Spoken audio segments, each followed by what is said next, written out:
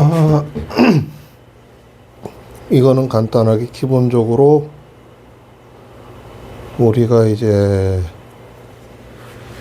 기타에서 쓰는 음새를 다듬을 건데, 이게 음새라는 게 참 재미있어요. 뭐냐면 저거의 높이가 변함에 따라서 사람들이 많이 그 감각을 다르게 느끼거든요. 그러니까 만약에 예전에 쓰던 물건이 있으면, 규격이 있으면 그대로 쓰는 게 좋고, 특히 우리나라에서는 거의 크기가 통일돼 있어요. 왜냐하면은 국내에서 생산하는 공장이 있으니까. 독일 같은 경우도 생산하는 공장이 없습니다. 한국에만 있어요.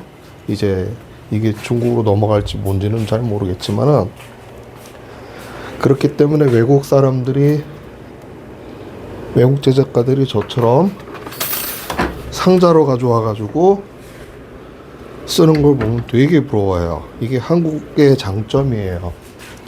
모든 인프라, 그리고 기타 제작에 필요한 도구들 대부분이 국내 생산이 되고 있기 때문에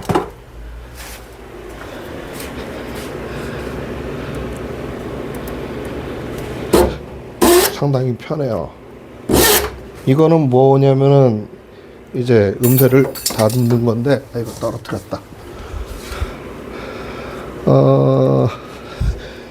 예전에는 이걸 기계로 프레스로 넣어가지고 눌러 찍었기 때문에 이 아래 톱니가 되게 굵어요. 그렇기 때문에 민감한 수제품을 제작할 때에는 이걸 자기가 쓰는 도구에 맞춰가지고 두께를 바꿔줘야 됩니다. 사실은 이것 때문에 국내, 지금은 안 그렇지만은 그 아버지 세대에서는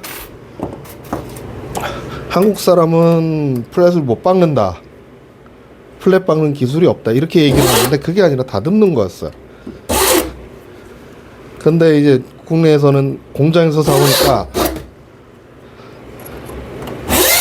이게 대량 생산 음쇠다 보니까 이게 규격이 안 바뀌어요. 물론 규격이 몇 개 있긴 하죠. 그 어쿠스틱용이냐 클래식용이냐. 하지만은 모든 대한민국 연주자들이 국산 기타를 만질 때 쓰는 플랫은 이 DHP의 음쇠예요. 그렇기 때문에 어쩔 수 없이 DHP 규격에 따라가야 돼요.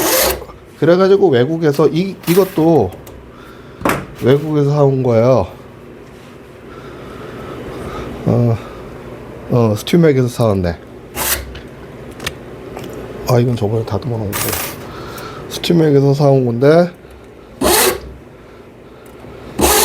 근데 이거를 공구들이 우리나라엔 보급이 안 됐으니 그냥 기운차게 두들겨 패가지고 균일하게 맞추는 방법밖에 없죠. 사실 공장에서 아주 큰 공장, 이 프레스 기계가 있지만은 뭐 소위 수제품이라고 하시는 제작가들은 그런 프레스가 없어요. 그렇기 때문에 이런 걸 써야 돼요. 근데 누가 갖고 있으려나? 요즘 새로 시작하는 사람들이나 이런 공구를 찾지, 이거 필요 없는데 라고 생각하면 끝인 거예요. 왜냐하면 이거 없이도 잘할 수 있으니까. 하지만은 이렇게 작업 안 하고 음새를 박으면은 네크가 뒤로 살짝 넘어간다, 이 오차를 또 계산해 가지고 기타를 제작하는 사람들도 있어요. 근데 누가 그만큼이나 신경 쓸지는 잘 모르겠지만, 지난번에는 내가 세고비아에서 하우저까지 가는 이야기를 했죠. 왜 토레스를 빼먹었냐? 토레스의 경우에는 원래는 가구를 제작해서 만드는 사람이에요. 그러다가 고부가 가치 제품을 찾아가지고 악기를 만들었던 거고, 그렇기 때문에 이 토레스도 전통적인 뭐라고 할까, 스페인의 기타 제작자가 아니에요.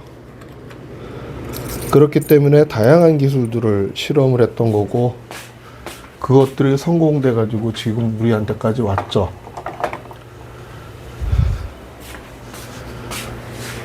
하지만 토레스의 경우에는 토레스의 기타는 뭐라고 얘기해야 되지? 플라멩고 기타예요. 정확하게 얘기하자면 플라멩고 기타지 클래식 기타가 아니에요. 왜냐면 세고비아가 클래식 기타를 만들어 달라는데, 플라멩고 기타하고 그 일반 클래식 기타하고 구조나 이런 거 말고 음악적인 차이 뭐라고 생각하세요? 플라멩고는 자잘한 표현이 별로 필요 없습니다. 물론 표현이 필요하기도 한 곡들도 있는데, 그건 민요 칠 때나 이런 얘기고. 근데 세고비아는 좀 더 음악 표현이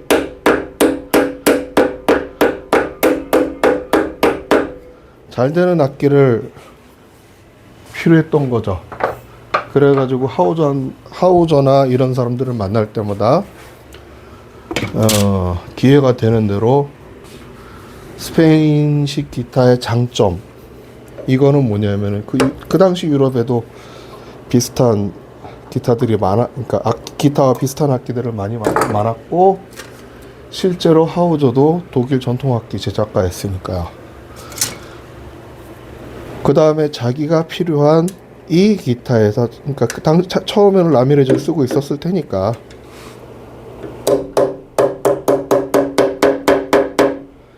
거기에서 어떤 소리가 필요한지, 어떤 것들이 필요한지를 갖다가 하우저나 이런 제작가들한테 설명을 하고 그런 기타를 만들도록 한 거죠. 그래가지고 이제 하우저 1세가 상당히 유명해집니다. 그리고 사람들은 다 별로 치질 않는데,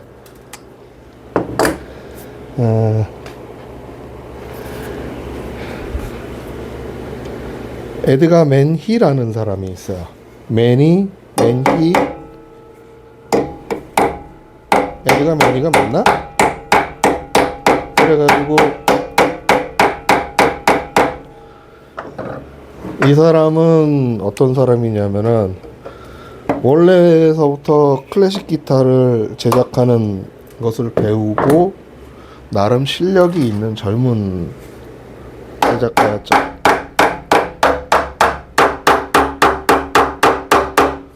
근데 어느 날 하우저도 이제 나이가 들고, 하우저 2세한테 이제 직업을 물려줘야겠지만은, 하우저 2세는 아직 기술이 부족하고, 그래가지고 에드가 맨이라는 사람을 불러가지고 일을 많이 시켰어요.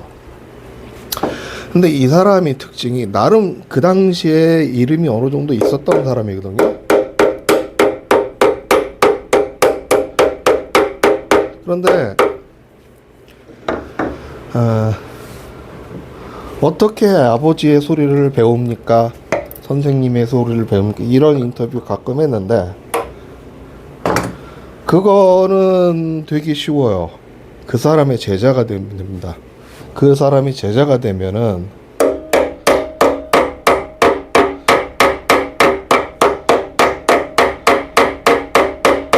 상당히 많은 부분을 카피를 하게 되는데, 카피가 아니라 많은 부분을 배우게 되는데, 작은 기타를 만들 때 작은 습관, 그 다음에 가치관, 서부터 해가지고 모든 것을 배우기 때문에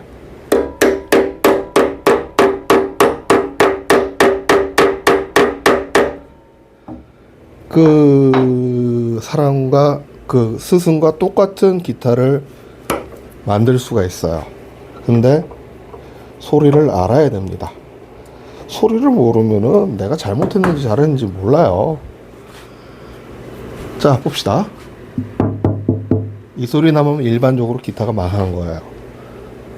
왜냐? 이 구조에서 이 소리를 들어본 사람이 없고,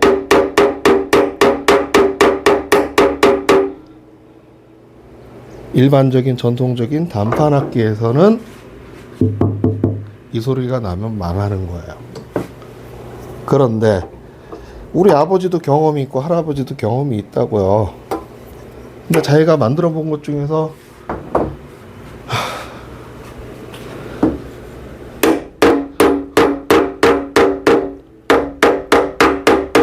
좋은 걸 저한테 가르쳐 주셨죠.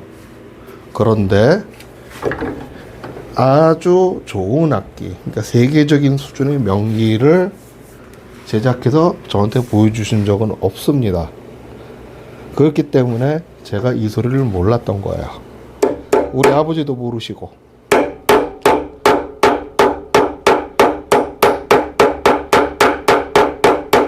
한마디로 얘기해서 그 장인들이 항상 한다는 얘기 있죠. TV나 이런 인터뷰를 할 때 스승의 뒤를 쫓아서 열심히 노력하고 있습니다. 스승님과 똑같아질 때까지. 아니면 스승님보다 스승님에 대한 존경을 담아가지고 스승님과 같은 훌륭한 작품을 만들길 노력하고 있습니다. 라고 얘기를 해요.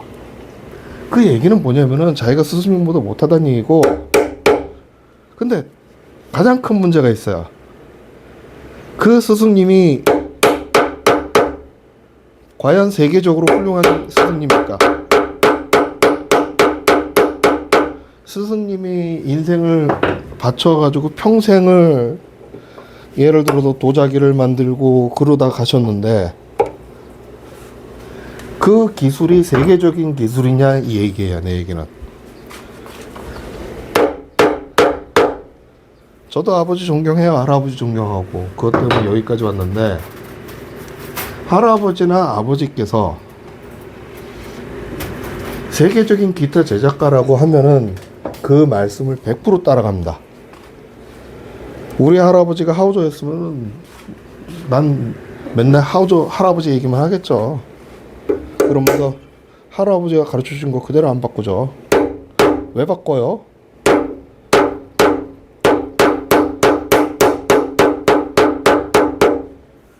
그렇기 때문에 물려받은 것 플러스 알파를 해야 되는 게 현실이에요.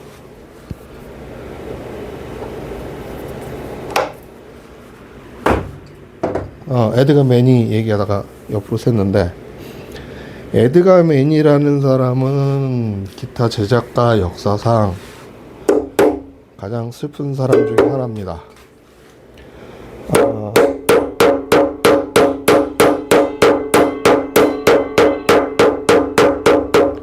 자기 자신이 젊은 기타 제작가로서 명성도 있었고, 그리고 독자적인 명성도 있었고, 하우저한테 가서 하우저 1세에게 많은 걸 배웠어요. 그런데 하우저, 이거는 이제 진짜인지 가짜인지는 모르는데 그냥 흘러다니는 얘기예요. 근데 얼마나 그 하우저와 기타가 같았냐면은, 세고비아나 유명한 사람들이 하우저 기타를 쓸 때 연습용 악기로, 연습용 혹은 연주용 악기로, 아니 즉 여행용 악기로 에드가 매니를 선택을 하고요.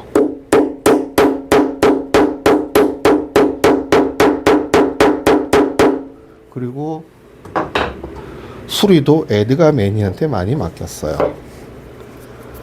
그 얘기는 뭐냐면은 하우저의 기타와 거의 똑같다는 거죠. 제가 이제 제 개인적으로 생각하는 걸 얘기를 할 때 독창성이 없으면 어렵다. 내가 라미레즈랑 똑같은 기타를 만들었어. 하우저랑 기타 똑같은 유명 외국의 명기를 똑같은 걸 만들었어. 그만큼 소리가 나. 이게 하우저의 명기일까요? 아니요. 가피입니다. 돈이 있는, 이게 여유가 있다면 그 사람한테 가죠. 하우저 기타를 사지. 왜 그거를 갖다가 나한테 와서 사냐고. 그쵸? 왜 짝퉁 기타를 사냐고요. 그런 문제가 하나 있었고, 에드가 매니가.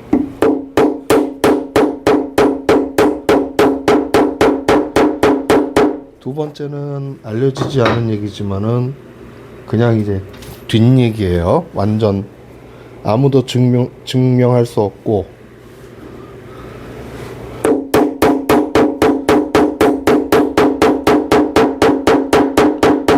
확인해 줄 수는 없지만 심증은 있으나 물증은 없는 그런 얘기예요.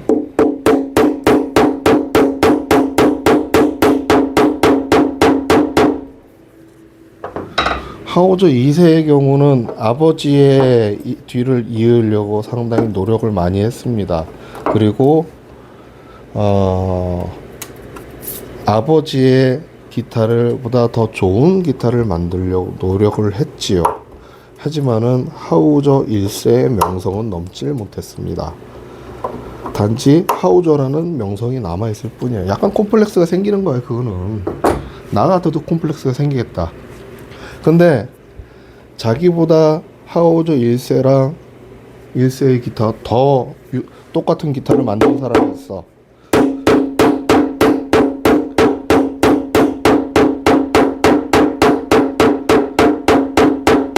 마음에 들까요? 안 들까요? 우리 아버지 한테 기타를 만든 사람 중에서 내가 그렇게 고생을 해가지고 아버지랑 똑같은 기타를 만들려고 노력을 하는데 인정받고 있는 제자가 있어. 근데 명성은 하우저가 있는데, 그러면은 그건 완전히 스트레스 되는 거예요. 하우저 2세 입장에서. 예를 들어서 딴 사람들은 다 와 하우저다 그러고 샀는데 세고비아가 와가지고 야 너 아빠보다 못하다? 완전 치명적이죠. 이런 게 이제 대를 잇는 직업을 가진 사람들의 스트레스야.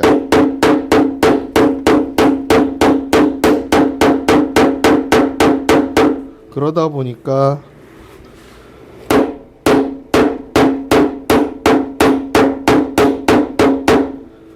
매니를 좋아하지 싫어했다는 얘기가 있고 미워했다는 얘기가 있고, 그랬는지 몰라도 이 사람이 갑자기 에드가 매니가 하우저 이사가 기타를 만들고 시작한 지 얼마 안 돼가지고 캐나다로 이민을 갑니다.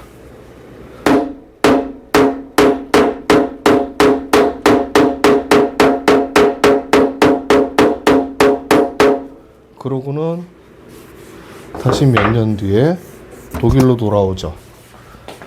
근데 상당히 힘든 시기를 거쳤다고 해요.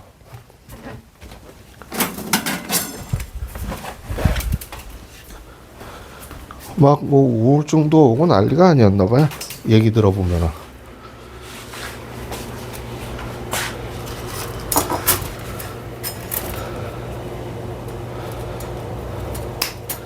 이게 무언가를 하려는 사람들의 스트레스예요. 이런 게.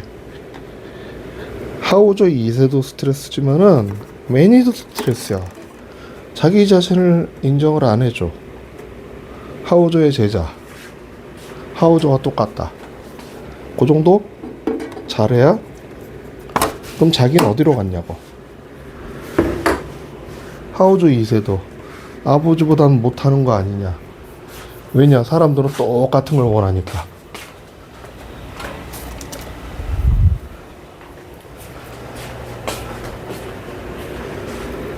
하여튼 그런 얘기가 있어요. 뭐 하우저 2세가 매니를 미워해가지고 독일에서 만날 때마다 사사건건 시비를 걸었다는 둥 안 걸었다는 둥.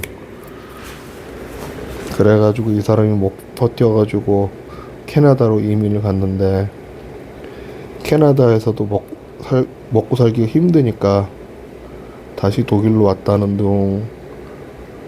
뭐 우울증 걸려서 자살을 했다는 둥.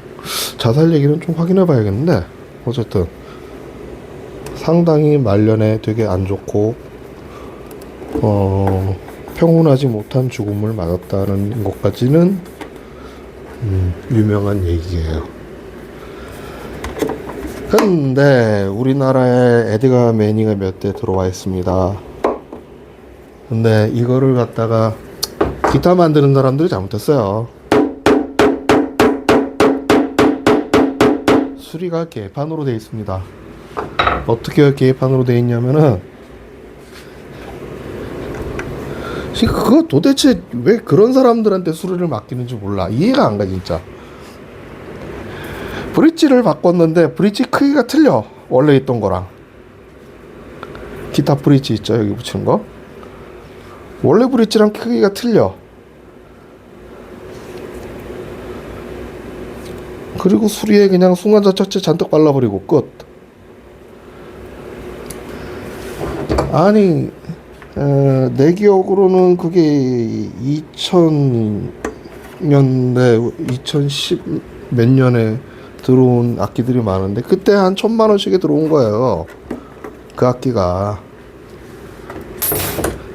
그것도 간신히 구해가지고 들여와가지고 쓰는데 문제는 이 기타가 유명한 기타예요 라는 것만 알지 아무것도 모르는 사람이 쳐보면은 소리가 이상해. 요즘 기타 같지가 않아. 본인들 생각이죠 그거는. 이상하다는 기준은. 네, 하지만 그게 맞는 거예요. 그게 궁금하면은 일본의 유명한 악기사 가면은 하우저 1세 악기가 있습니다. 그걸 뭐 잘 얘기해서 시연을 해보거나 그래 보면은 딱 알아요. 내가 그 에드가 매니를 딱 쳤을 때 와 똑같다라는 얘기가 왜 나왔는데 내 입에서. 그런데 그냥 기타 쓰시는 분들은 외국의 유명한 제작가가 만든 비싼 기타인데 마음에 안 들어 이러고 써요. 왜냐, 이게 연주가들이 쓰는 게 아니라 취미 하시는 분들이 쓰시니까 그분들이 원하는 거는 그냥 땅 쳤을 때 소리가 시원시원하고 크게 나는 게 원하는 건데 이 기타는 나이 들은 기타거든요.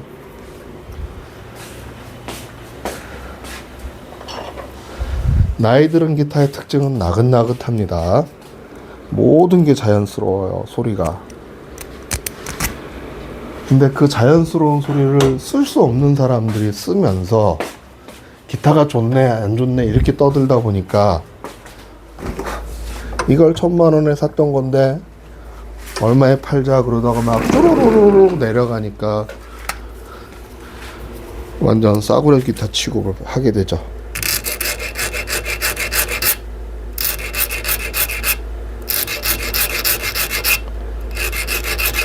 그래서 모든 물건은 가치를 안 하시는 분들이 그거를 이해하고 쓰셔야 되는데 이건 그냥 기타 연주자가 쓰다가 그냥 제자들한테 이거 좋은 건데 그러고 팔고 이게 흘러가다 보면은 한 몇 년 지나면은 또 우리나라에서는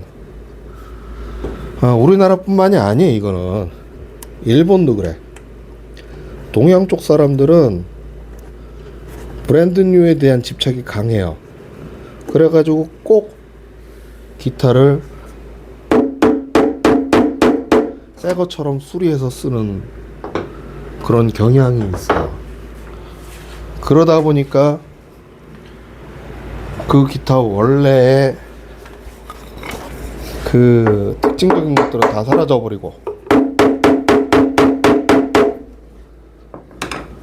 소리도 변하고 특성도 변하고 모든 게 다 변한 다음에 이도 아닌 깨끗한 기타가 되어서 중고로 매물이 나옵니다. 10중 8구 그렇게 돼요.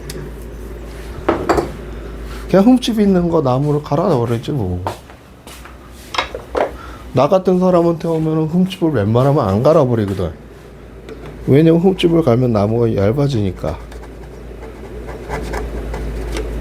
근데 이거를 아주 기가 막히게 수리를 잘하는 사람들이 있습니다. 그분들한테 가가지고 새 거로 만들어 가지고 팔아요. 그러면 그러지 않으면 안 팔리니까.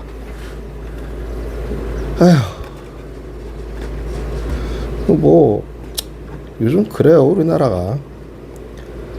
그래가지고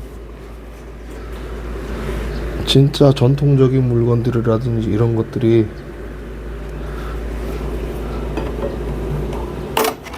아주 함부로 취급당하는 게 또 우리나라의 현실이기도 하고요.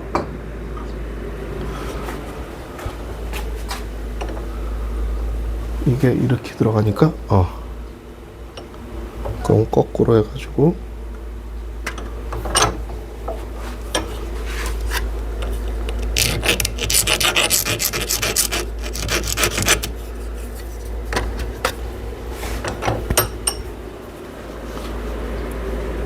뭐 기타야 뭐 그렇게 비싼 악기가 아니니까 뭐 그렇게 취급을 당한 날들 뭐 어떻겠어요. 바이올린처럼 스트라디 같은 몇백억 되는 악기들이면 몇십억 몇백억 취급받는 악기들이면 안타깝겠지만은 뭐 나도 뭐 안타깝기는 한데 그런 좋은 악기들이 진정으로 이해를 못 받고 그냥 우리나라 여기저기 굴러다닌다는 게 참 안타깝기는 한데 우리나라도 그렇고 일본도 그렇고 중국도 그래요.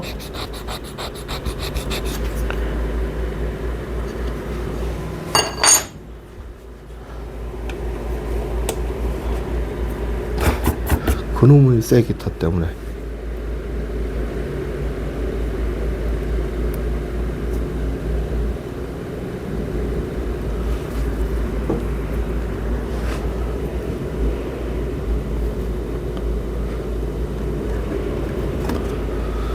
제가 예전에 인터넷에다가 글을 쓴 적이 있습니다. 제자는 스승을 닮아갈 수밖에 없다고. 하지만은 자기만의 개성을 넣지 않으면은 물론 나 같은 사람이야 나는 뭐 집안의 전통이요 이래 버리면 되는 거고. 하지만 딴 사람은 갚이죠.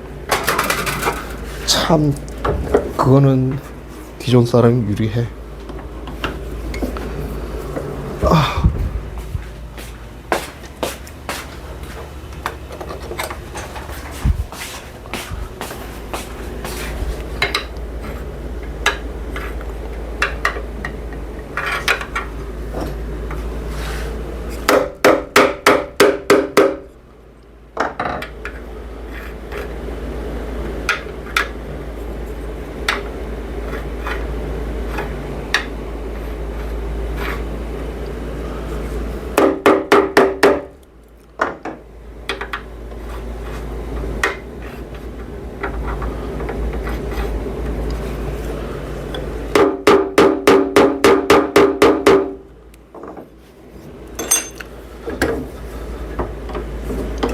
공장 방식은 이렇게 체크 안 하고 일렬로 쭉 밀어버리는 스타일이에요. 물론 이제 수제 작업하는 사람 중에도 그런 사람이 있긴 한데 아주 옛날 방식이죠.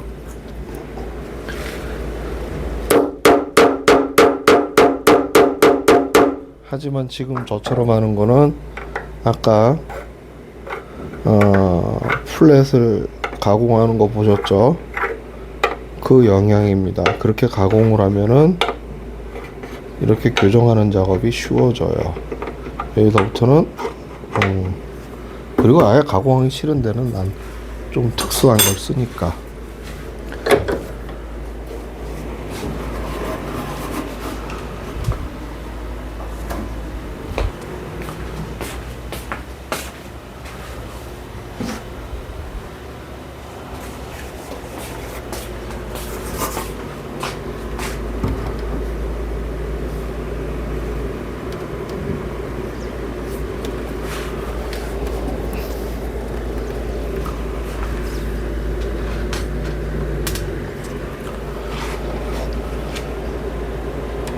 에드가 메뉴 말고 특수한 사람이 뭐가 있더라? 누가 있더라?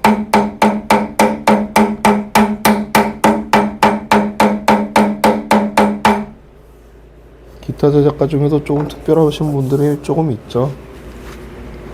가장 많이 들었던 저기 얘기를 해볼까? 저희 아버님께서 친한 기타 제작가 중에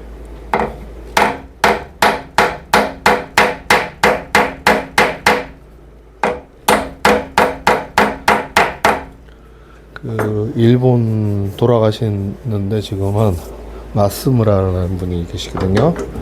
마스무라 마사노부. 이 아저씨는 상당히 개인적으로도 많은 이야기를 나눴고, 나도 존경은 하기는 하지만은 어쩔 수 없는 인간이구나 이런 것도 많이 느끼게 해주셨던 분이에요, 그분이.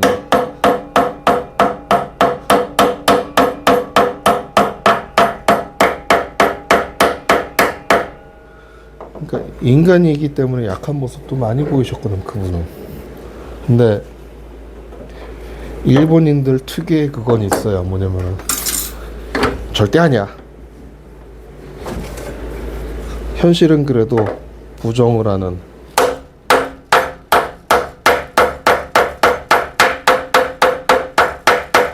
남한테 약점을 보이기 싫어하는, 보이면 자기가 불리하다는 거를 본능적으로 깨닫는 그런 전형적인 일본인의 성격을 그대로 가지고 있죠.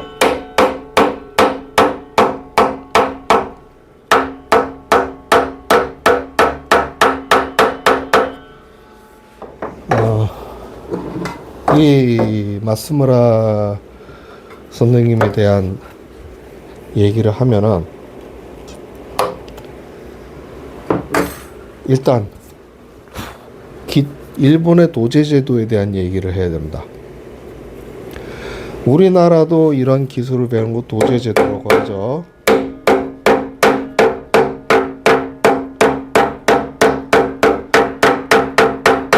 심지어 방송 작가들도 도제식이라고 얘기를 하는데, 일 배우는 걸 한마디로 얘기해서 매뉴얼이 없는 직업을 얘기를 합니다. 도제라는 게 형태가 대부분. 그렇기 때문에 큰 공방에 가게 되면은 일본에서 기타를 만드는 걸 배우기 위해서는 누군가의 제자로 들어가야 되는데, 시스템이 있어요. 일본은 아주 우리나라 입장에서 웃기는 시스템인데, 내가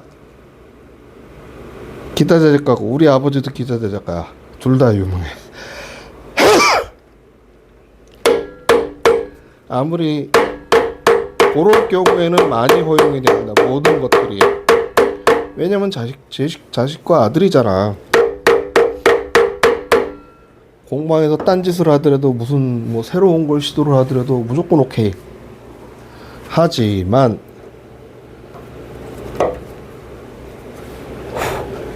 타인인 제자의 경우에는 어떤 일이 벌어지느냐. 맡긴 일만 해야 됩니다. 예를 들어서 어떤 사람이 이거 샌딩하는 게 자기 일이야.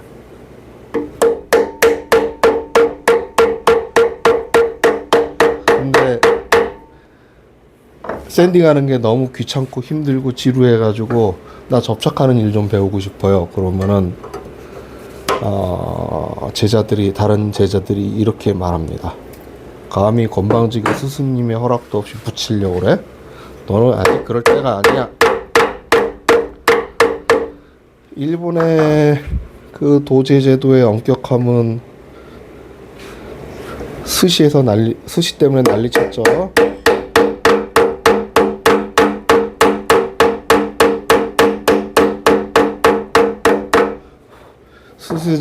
스시 장인이 밥알 한 번 쥐었을 때 밥알이 몇 개를 맞추느니 이거 다 뻥입니다. TV에서 쇼하는 거예요. 그리고 솔직하게 해서 밥알 몇 개인지 세가지고 한다고 그래가지고 뭔 차이가 나겠냐고. 무게를 맞춰야겠지.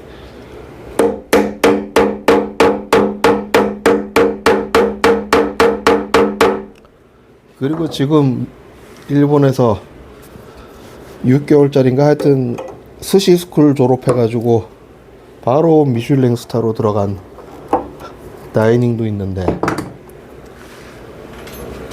하여튼 일본 사람들은 그래가지고 만약에 이제 내가 기타를 만들러 공방에 들어갔다 그러면 이 기타를 만드는데 나만의 기타는 절대로 금지야. 선생님의 허락을 받아야 돼. 심지어 다른 작업을 하려고 해도. 그래가지고 마스무라 그분의 경우 너무나 하고 싶었던 거야. 그 집에서 몰래 기타 만들다 걸렸어. 어떻게 걸렸느냐?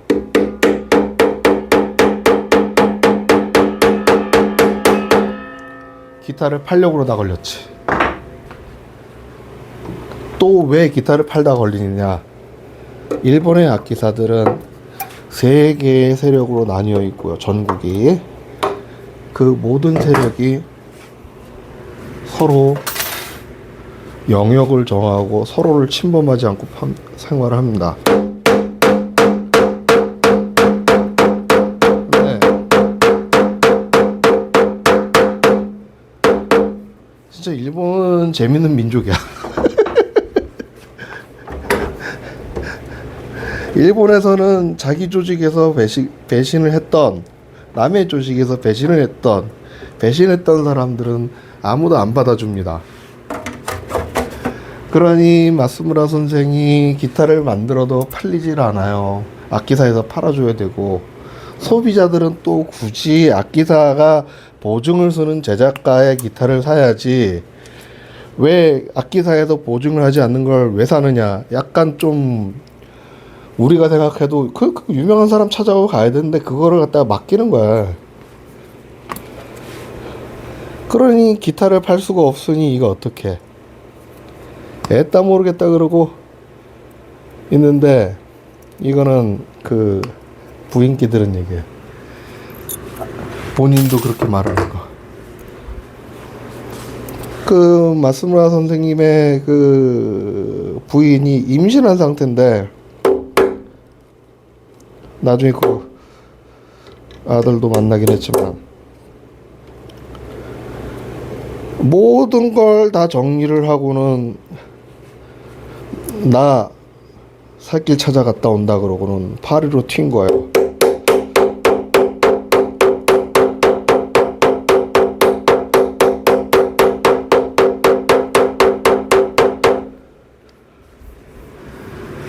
파리로 갔던 이유가 뭐냐면은 그때 세계적으로 유명했던 로베르트 부셔라는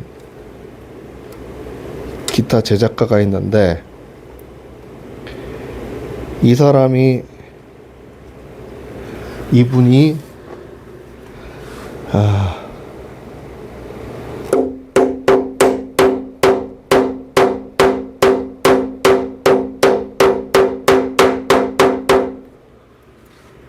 로베르트 이분이 미술 대학이라고 하죠. 그러니까 거기에서는 학교라고 하는데 거기에 교수님이셔. 근데 기타를 치는 걸 상당히 좋아하는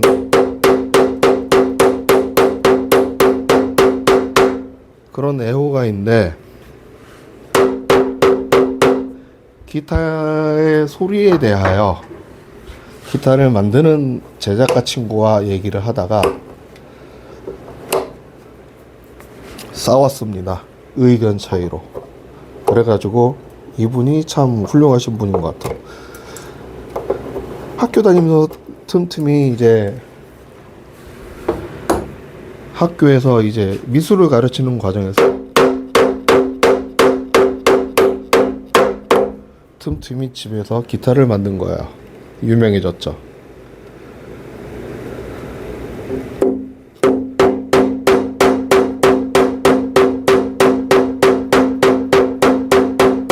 그래서 로베르트 부쉐라는 분은 마츠마라 선생님의 이야기를 들어보면은 몇 개월, 뭐 유럽은 겨울방학 이후 바캉스가 깁니다. 휴식이. 그렇기 때문에 뭐 학교 선생님이시기도 하고, 그러니까 막 그때마다 스페인으로 가고 그래가지고 제작가들하고 같이 기타를 만들고 막 여러 가지 일을 했다는 거예요. 그때 따라가시기도 했으니까 스페인까지. 아, 이탈리아였나? 스페인이라고 알고 있어요. 일단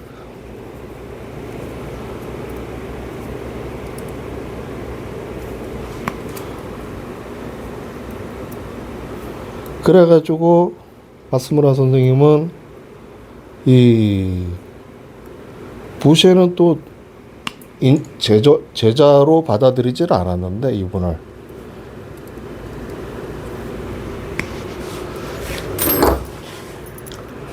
파리에 방 하나 빌려가지고 거기서 기타를 만들기 시작합니다. 그러면서 이제 그거 들고 다니면서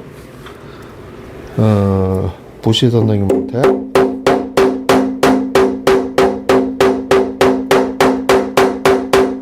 이건 어떻게 합니까? 저건 어떻게 합니까? 이건 어떻습니까? 계속 질문하고, 그래서 결국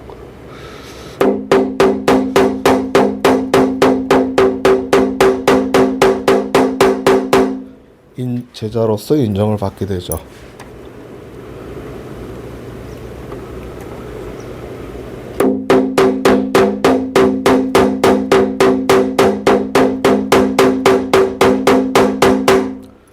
그래서 마스무라 선생님한테 로베르트 부쉐의 마지막 상표가 몇 개를 가지고 계셨어요.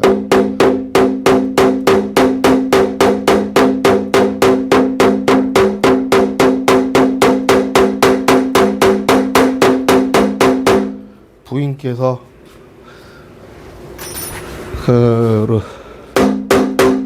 로베르트 부쉐의 부인께서는 뭐 동양인 마스무라 선생님을 그렇게 좋아하지는 않았지만은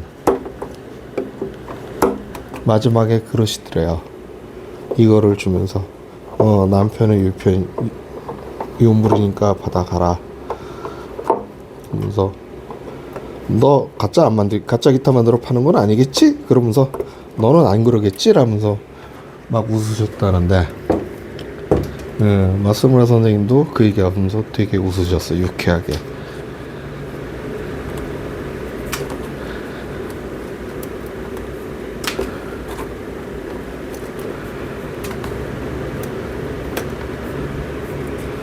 근데 그 마스무라 그분이 왜 그렇게 하셨나?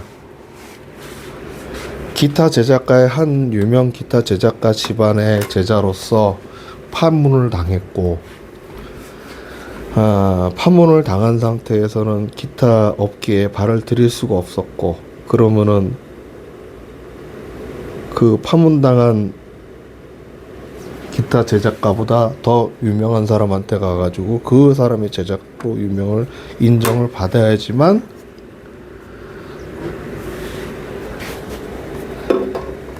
악기사에다 받아줄 수 있겠다라는 생각으로 그렇게 하셨지만은 결국 평생 악기사와 인연 없이 그냥 잘 지내냐 하고 거래 관계 없이, 왜냐면 악기사에 소속돼야 되니까. 일본은 제작가가 악기사에 소속됩니다. 어떤 형태로든.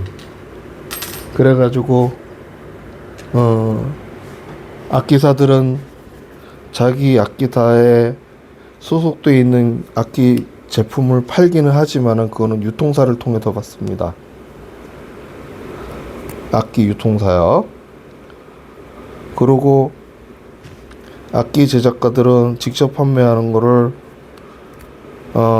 할 수는 있겠지만은 개인적으로 노력하고 그래야지 팔리는 거지 기존의 시스템에 들어가지 못합니다. 심지어 현악기 협회에 가서 악기 전시회도 못해요. 개인은.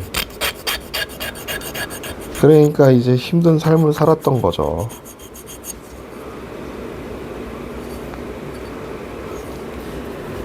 아니 로베르트 부시한테 가서 제자 인증까지 받았으면 됐지 뭘 그런 세계적인 기타 제작가의 제자가 된 거로 인정을 받았으면은 그걸 인정하면 되지 왜 그걸 또 인정을 안 하냐고. 그래 버리면은 왜냐면은 이제 나중에 그 얘기를 그냥 친한 일본 제작가한테 그 친구도 파문당한 친구인데 얘기를 들어보고 그 다른 업계 사람한테 하고 얘기를 해보니까 그렇게 되면 일본의 시스템이 무너진다는 거예요. 아니 기타는 그지같이 만드는 놈이 일본처럼 장인 시스템에서 스승에 반역하지 않고 착실하게 기타 만들어가지고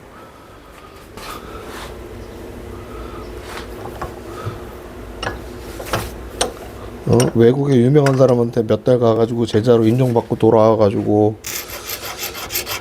그러면 일본의 시스템이 무너진다는 거야. 그러니까 그걸 일본 애들이 허용을 못하네. 일본 사회의 답답함이 그런 데 있어요.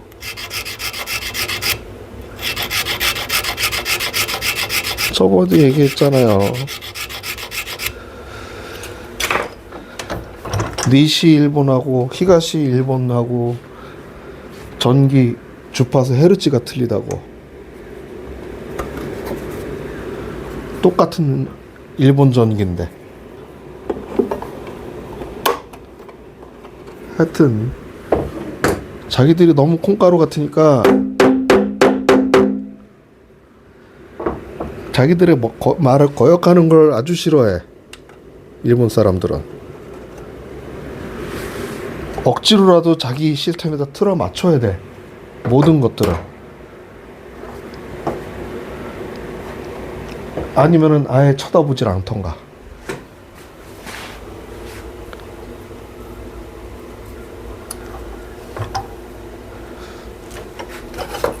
그런 주제에 뭐 딴 나라 가가지고 뭐 이게 개판이니 엉망이건.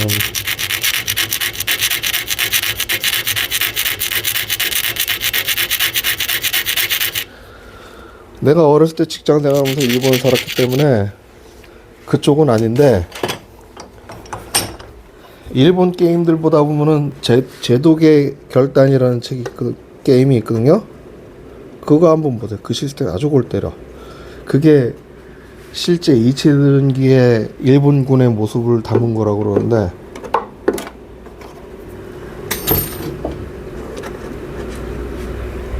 전략 게임인데 갑자기 육군은 반대한다. 육군의 입장에서는 옳지 않다. 해군은 반대한다. 해군의 입장에서는 옳지 않다. 이게 왜 튀어나와? 무슨 얘기냐면은 육군이 우리나라에서 잠수함 만든 거 아시죠? 일본 육군이 2차 대전 때? 모르시나? 왜 만들었느냐?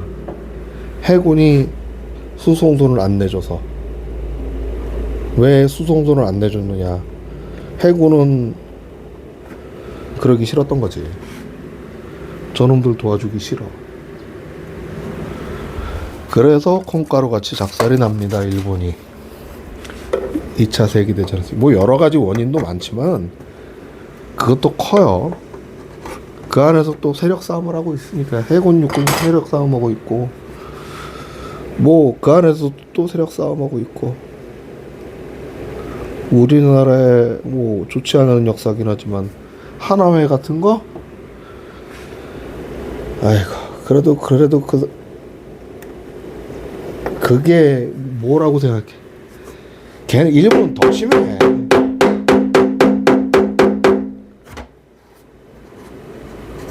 내가 살아봤을 때 진짜 내가 한국인이라서 살아남았지, 내가 일본인이었으면 거기서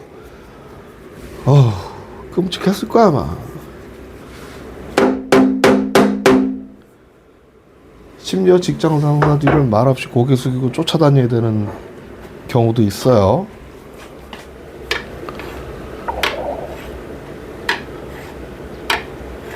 약간 그 직장 생활을 무슨 군주 관계로 착각하는 놈들이 있어.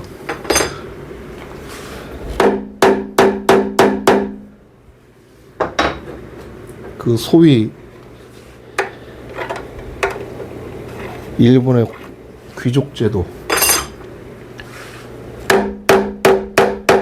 일본은 귀족 살아 있습니다. 귀족제 아직 남아 있어요. 공식적으로 인정 안 할 뿐이지.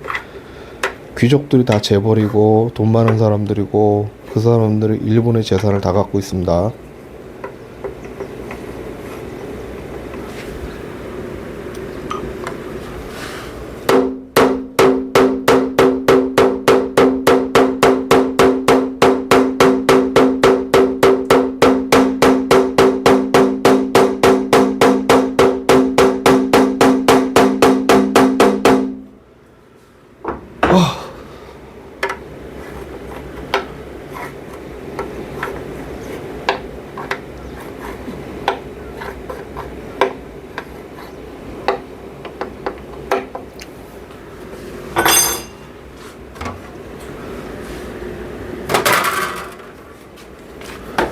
그 수많은 혐오 발언하는 사람도 순식간에 쫙 사라졌죠.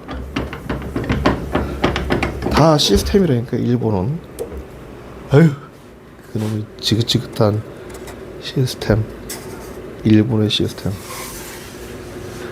하여튼 이렇게 하면 플랫은 돼요. 그리고 이제 여기에다가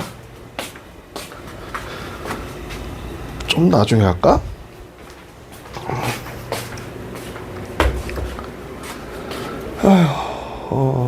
그래, 지금 하자. 저거 까먹으면 귀찮아지니까.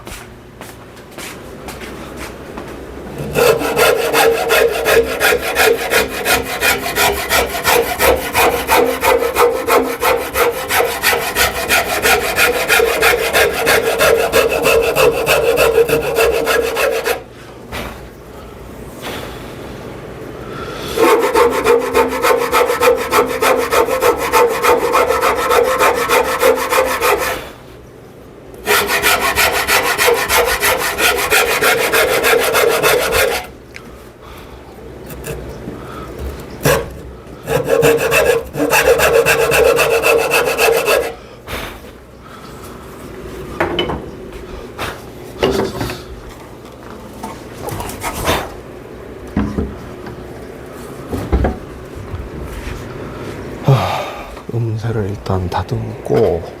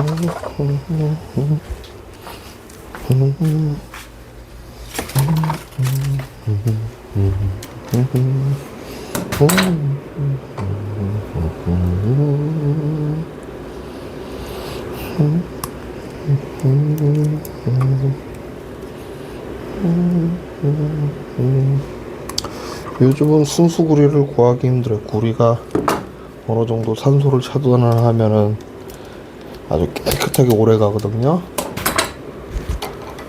네. 구리 선보다 전선이 더 쌉니다. 세상에 그런 거지 뭐. 많이 쓰는 게 싸지.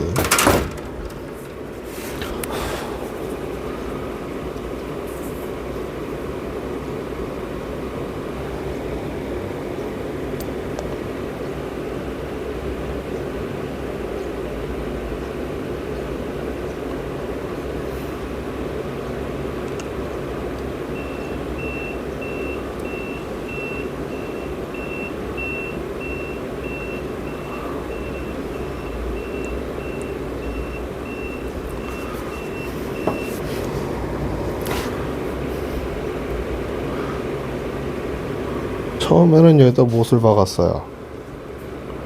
구리 못을. 그랬더니 크레이 가더라고. 드릴로 팠지. 드릴로 판 다음에 뭘로 접착을 해야 되나 고민을 하니까 결국에는 저게 제일 좋은 방법이더라고요.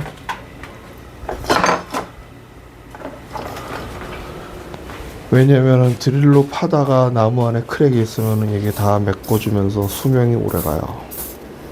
여러 가지로 유용한 방식이죠, 이게.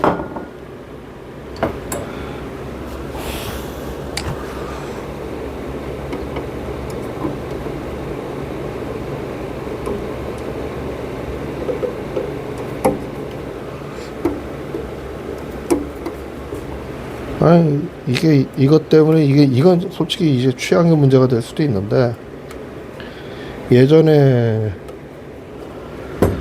여기에다가 스왈로브스키 크리스탈을 붙여줬던 적도 있어요. 그랬더니 또 어떤 사람은 또 싫어하더라고.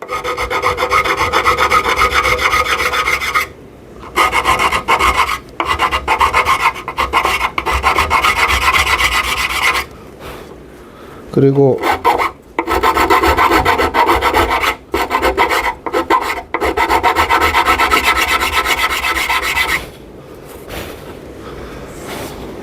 정확하게 얘기합니다. 클래식은 3, 5, 7, 10이에요.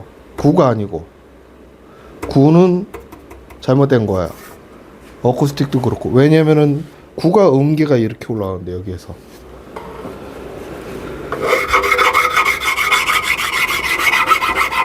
여기 개방형에서 이렇게 올라가죠. 여기도 12플랫에서도 똑같이 올라가지만 여기서도 도레미파가 올라가요. 연주에 많이 사용되는 부분이에요. 그렇기 때문에 10플랫에 표시를 하는데 일반적으로는 연주자들은 7플랫 하나만 딱 찍습니다. 왜냐? 포지션 많으면 더 엇갈려요. 무대 위에서.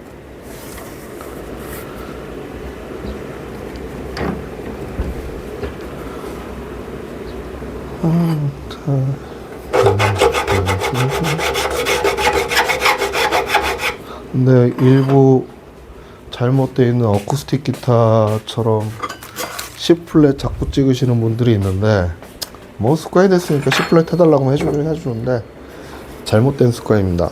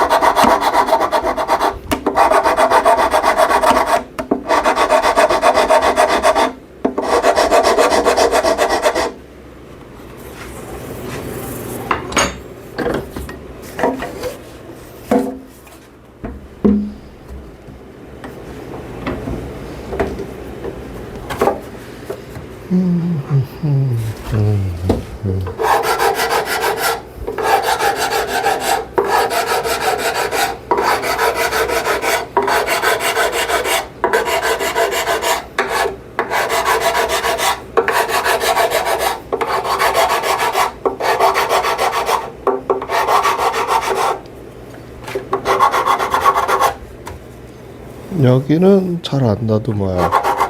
손이 가지를 않으니까.